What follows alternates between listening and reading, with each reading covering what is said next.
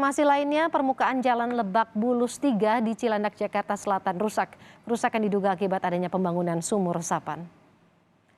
Inilah kondisi sumur resapan yang berada di Jalan Lebak Bulus 3 Cilandak, Jakarta Selatan. Di sekitar lokasi ada 22 lubang sumur resapan yang bertujuan menampung air ketika hujan deras. Namun diduga akibat adanya sumur resapan, jalan di kawasan ini menjadi rusak.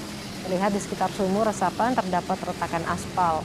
Tidak hanya itu, sejumlah penutup sumur resapan juga terlihat longgar ketika dilalui oleh kendaraan.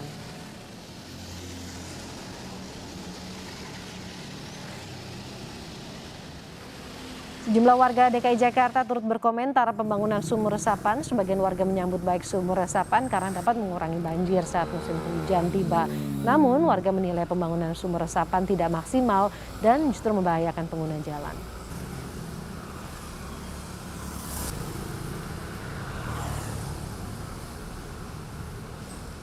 Banyak yang ngurangin juga untuk banjir yang ada di sini.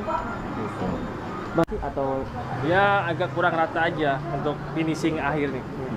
Itu aja. jadi jalannya jadi agak gimana gitu loh, jadinya kelihatan rusak, tapi ya manfaatnya ada juga sih Mas gitu loh. Tapi tempat membahayakan juga kan agak gelombang atau gitu. Iya, sempat membahayakan juga Mas. Jelas sih, semenjak ada sumur serapan itu, ya banjirnya nggak pakai nginep-nginep lah. Biasanya pakai nginep-nginep, ini nggak, sebentar doang hilang gitu. Cuma beberapa hari ini ya. Sementara itu, pengamat tata kota Yayat Supriyatna menyoroti beberapa hal terkait pembangunan sumur resapan di Jakarta. Yayat menyatakan titik lokasi pembangunan sumur resapan harus tepat, tidak boleh merusak badan jalan dan juga fasilitas publik.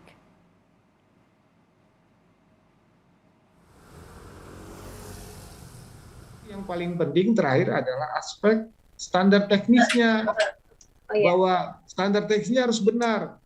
Tidak boleh merusak badan jalan. Tidak boleh mengganggu keamanan keselamatan pengguna jalan, tidak merusak prasarana dan sarana yang ada, atau misalnya karena adanya pembuatan sumber resapan, struktur tanahnya jadi labil atau menjadi potensi tanah lunaknya semakin bertambah.